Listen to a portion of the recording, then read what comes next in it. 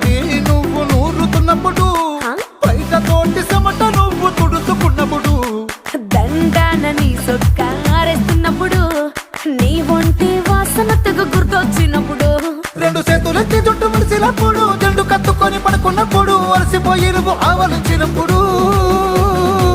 వచ్చుండై feelings వచ్చి వచ్చి చంపేస్తుండ